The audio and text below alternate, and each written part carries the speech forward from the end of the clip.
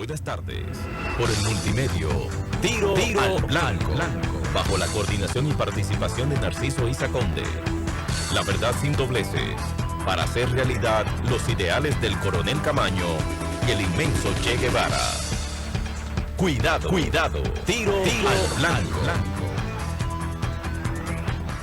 Tiro al Blanco, nueva vez con ustedes. Hoy vamos a iniciar hablando sobre una novela que hace nueva vez presencia en la opinión pública dominicana y que tiene mucho que ver con la Fundación Global, con Leonel Fernández, y ha sido utilizada como un recurso de la clase dominante para contrarrestar, acompañado de otras iniciativas, la actualidad del pensamiento revolucionario de Orlando Martínez, en ocasión de la conmemoración del 50 aniversario de su asesinato. Me refiero a una novela que se titula Orlando, humano y ajeno, de la autoría de Hayden Carrón Namun, doctor en historia, profesor de una universidad de Carolina del Norte en Estados Unidos. Novela que fue premiada por Funglode. Y ustedes saben que Funglode es uno de los cuerpos del delito de Leonel Fernández. Fue premiado con el galardón de García Godoy, de la premio a la novela. Fue puesta a circular por primera vez en el 2016, por segunda vez en marzo del 2022, y ahora traída a colación en el contexto de esta conmemoración. Su autor hizo incursión ayer en el matutino de televisión El Día. Le hicieron una entrevista. Entonces me llamó la atención que al hablar de Orlando, esa persona, el autor de ese libro, lo definió como un ser ajeno, lo que está en el título, enigmático, de una personalidad desconocida, hermética, que ni sus amigos podían descifrarla, según él.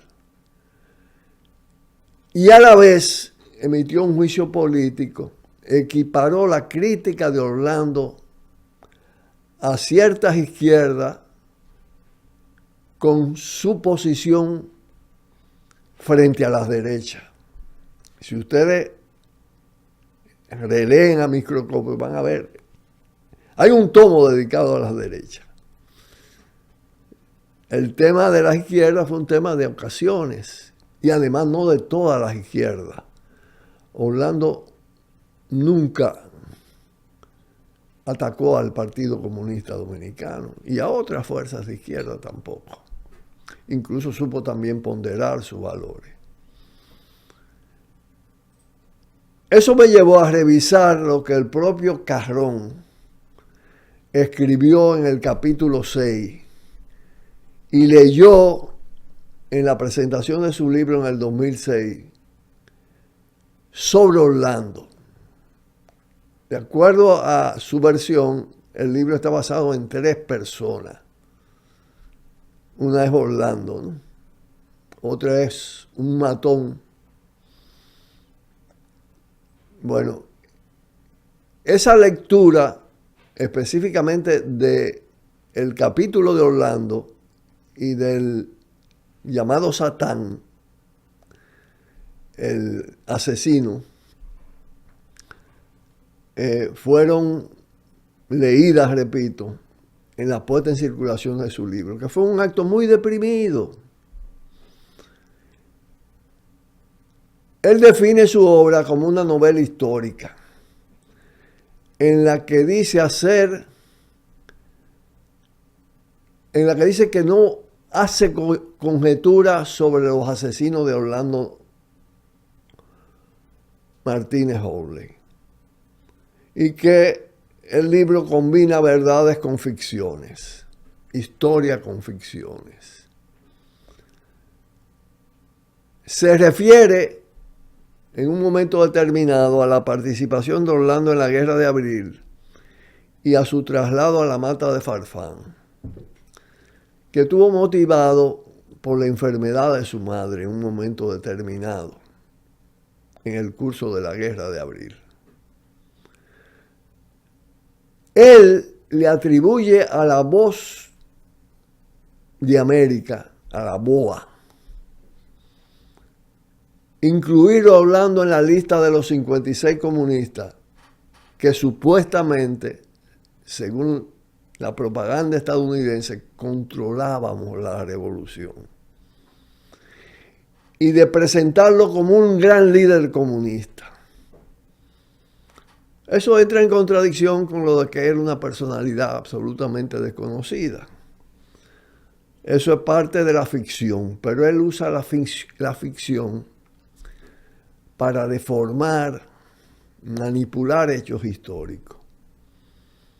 Él narra el supuesto impacto desgarrador de esa denuncia de la Voz de América en la familia de Orlando, en su pueblo, la Mata de Farfán, y relata que a consecuencia de lo dicho por la Voz de América, hicieron preso a Orlando en las matas, lo llevaron a la cárcel de San Juan para torturarlo, y entonces relata que era una incógnita si Orlando se iba a quebrar o no en la cárcel. Pero afirma que a fin de cuentas todos los vivos se quiebran en la cárcel y ante las torturas. Miren, sí, fue verdad que fue a las matas, pero Orlando era totalmente una persona que no era públicamente conocida, ni estuvo en la lista de los 56. Porque usted puede hacer ficción, usted puede hacer realismo mágico, usted puede hacer fantasía en la novela, pero cuando la hace, ni siquiera hizo eso. Lo que hace es sencillamente cambiar la historia. Y dice que la Voz de América puso a Orlando en la lista de los 56. Orlando nunca estuvo preso en San Juan de la Maguana, ni fue torturado, mucho menos hablar de que Orlando en algún momento se ha quebrado de su trayectoria. Nunca. Pero igual insinúa la existencia de una izquierda universitaria que estaba descalificada para entender a Camaño y la insurrección de abril.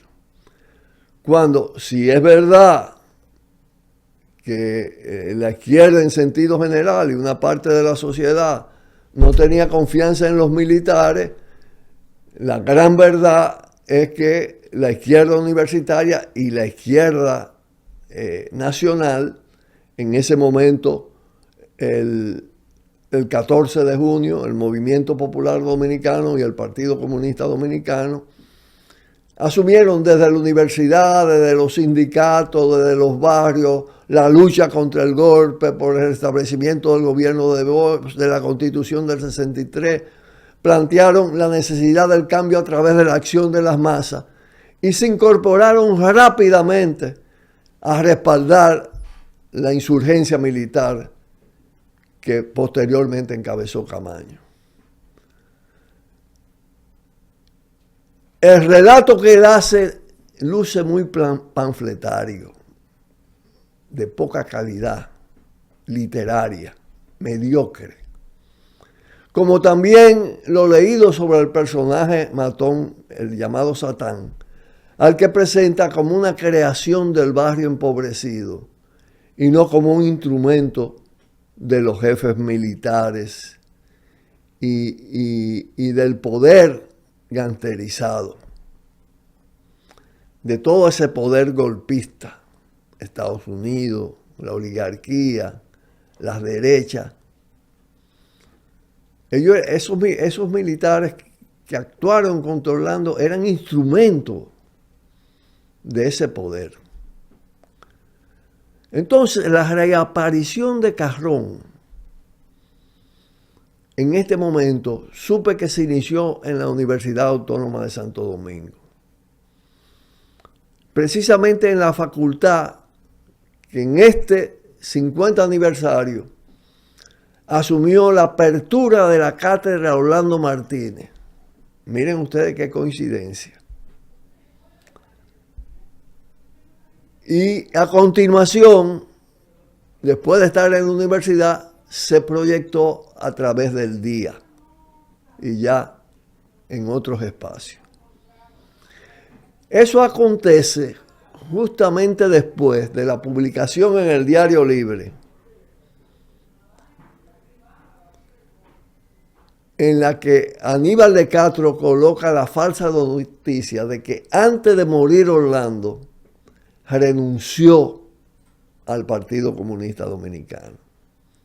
Para que ustedes vean que la fuerza que ha tenido y que se va captando la presencia de Orlando, aún después de su muerte, la actualidad de su pensamiento, de su ejemplo, en relación con los grandes problemas nacionales que él enfrentó y que continúan vigentes y algunos agravándose.